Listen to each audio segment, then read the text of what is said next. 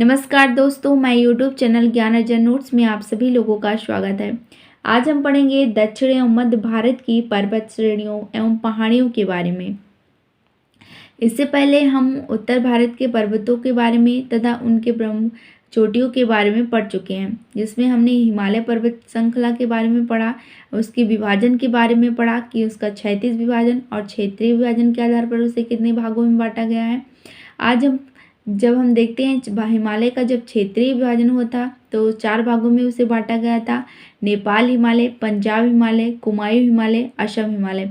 हम क्षेत्रीय क्षैतिज विभाजन के आधार पर देखते हैं तो बृहद हिमालय, मध्य हिमालय, शिवालिक हिमालय, ट्रांस हिमालय तथा इसके प्रमुख ट्रांस हिमालय की प्रमुख चोटियों के बारे में हमने देखा: काराकोरम, लद्दाख, जास्कर, पीर पंजाल।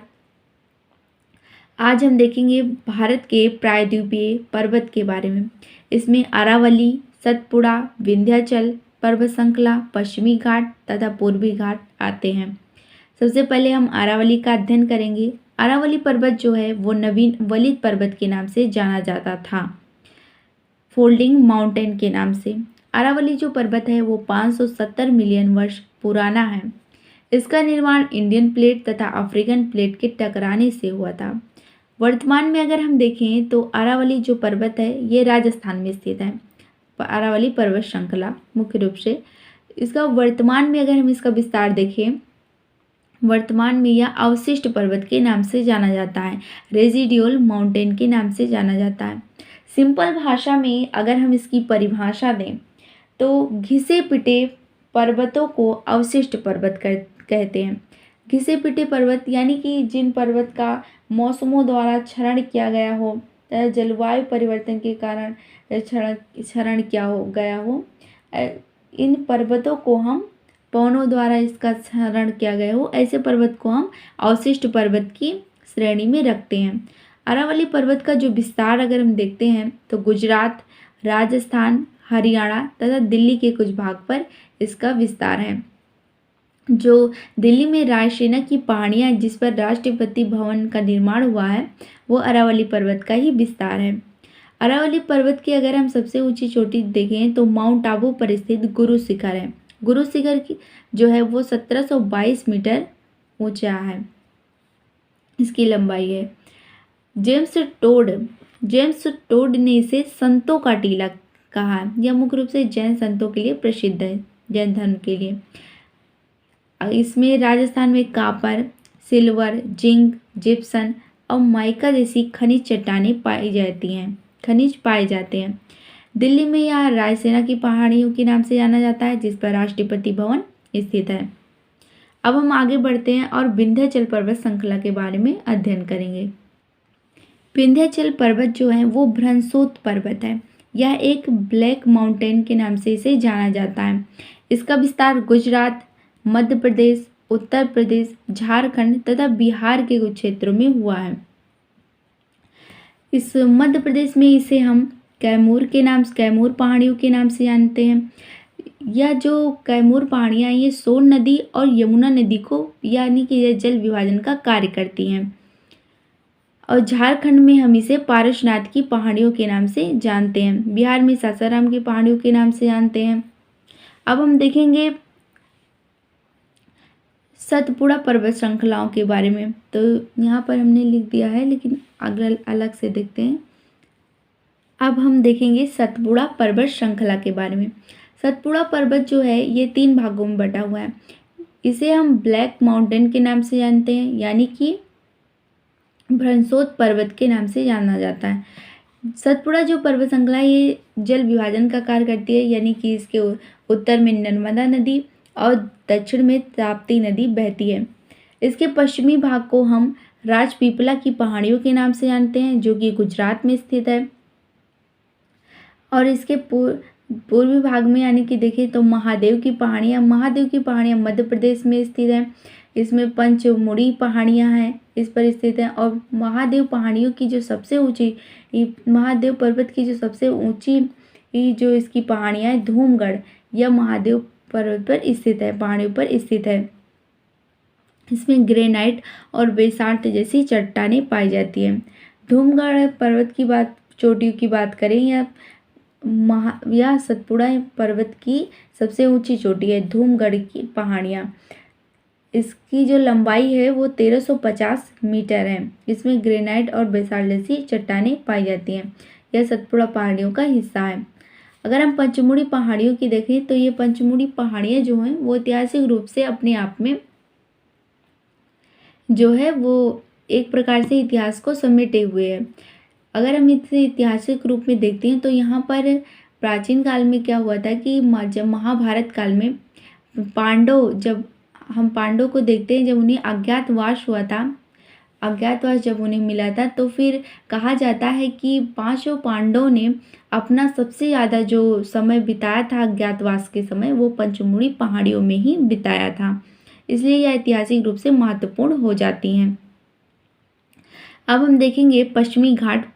अब देखिए मैकाल पर्वत, यह जो मैकाल है इसे हम मध्य प्रदेश में और छत्तीसगढ़ में या मैकाल पहाड़ियों की सतपुड़ा जो पर्वत श्रृंखला है वो मैकाल पहाड़ियों के नाम से जानी जाती है तथा इसमें अमरकंटक जो पहाड़ियाँ हैं, अमरकंटक से दो नदी निकलती है, एक सोन नदी और एक नर्मदा नदी।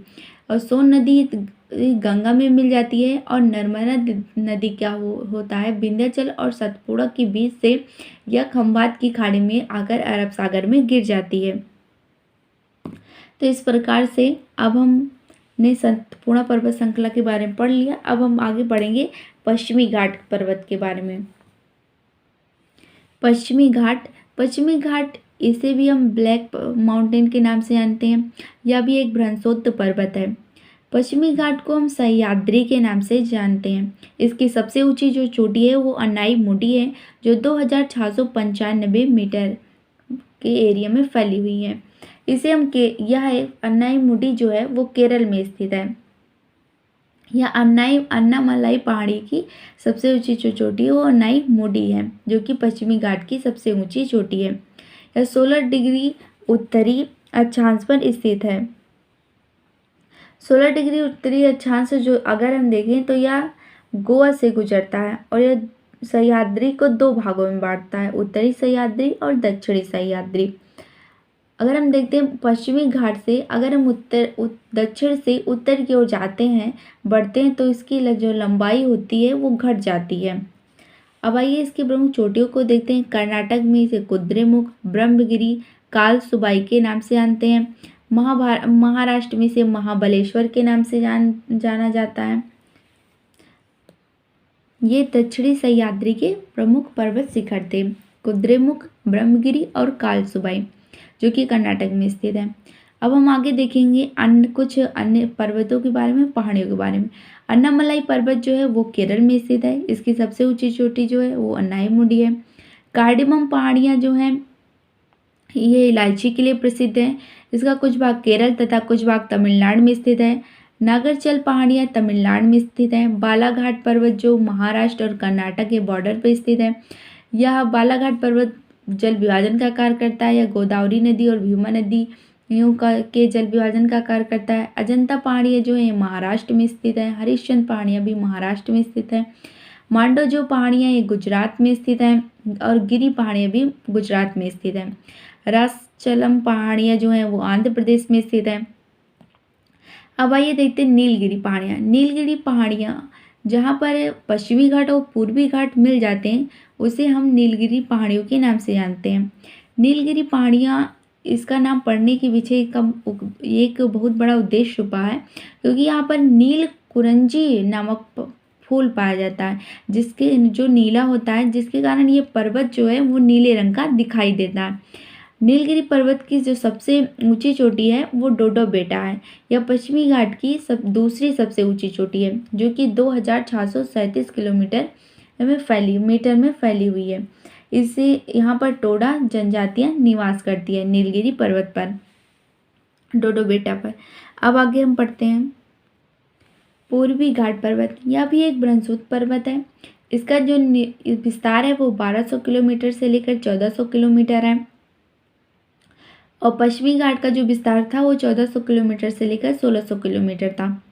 पूर्वी घाट पर्वत की सबसे ऊंची जो चोटी है जिसे हम महेंद्रगिरी के नाम से जानते हैं, और जब यहाँ पर कुछ पहाड़ियाँ जिसे जवादी हिल जो तमिलनाडु में स्थित है, नलमलाई पहाड़ियाँ जो हैं ये आंध्र प्रदेश में स्थित है। इस प्रकार से आज हमने दक्षिणी और मध्य भारत के प्रमुख पर्वत श्रेणियों के बारे में अध्ययन किया। अब हम इसे मैप पर देखेंगे।